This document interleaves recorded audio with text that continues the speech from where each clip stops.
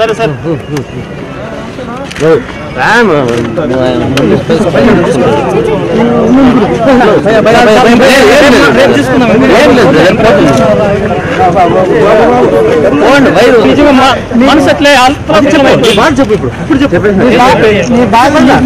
దయచేసి మాత్రం శాడిస్ట్ మాత్రం ఓడి వాడకండి అన్న.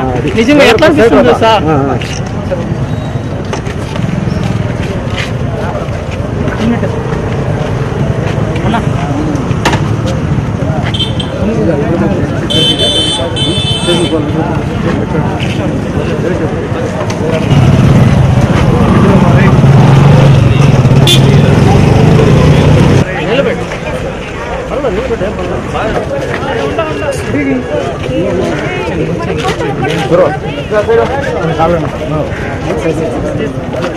మొదటి అదనపు న్యాయమూర్తి గారు నాకు షరతులతో కూడిన బెయిల్ మంజూరు చేయడం జరిగింది.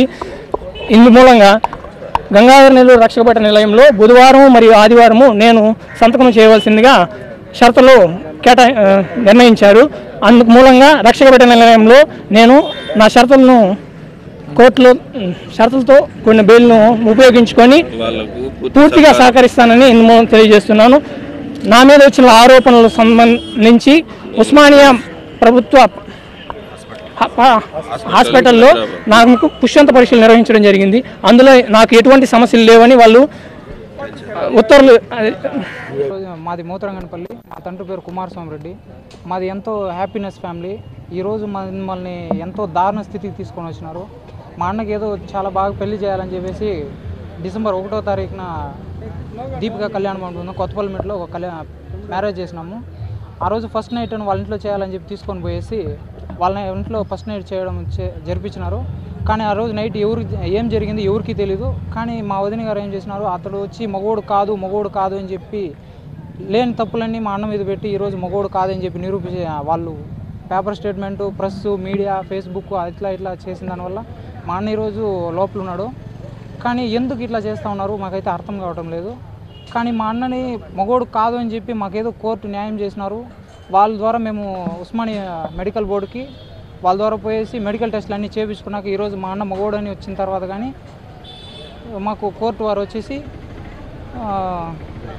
బెయిల్ ఇచ్చినారు, కండిషన్ బెయిల్ ఇచ్చినారు. ఆ కండిషన్ బెయిల్గా కోర్టు వారు ఎట్లా చెప్పినారో మేము అట్లే నడుచుకుంటాము. కానీ మాకేదో గవర్నమెంట్ అంతా చేసి మాకేదో న్యాయం చేయాలని కోరుకుంటా ఉన్నాం. కె మురళేశ్వర్ రెడ్డి, మోతరంగనపల్లి గ్రామం మాది, గంగానూరు మండలం. గంగానూరు హెడ్ క్వార్టర్ గ్రామ కమిటీ తెలుగుదేశం పార్టీ అధ్యక్షుడు నేను.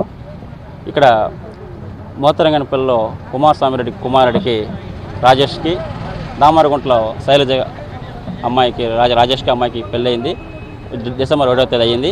ఆ నైట్ కూడా ఫస్ట్ నైట్ కోసం దామరగుంటకు వెళ్ళడం జరిగింది. అక్కడ ఏం జరిగిందనే విషయం ప్రస్తుతానికి తెలియకపోయినా కానీ అనవసరంగా ఆ అమ్మాయి కూడా కానీ ఆ అమ్మాయి సైడ్ నుంచి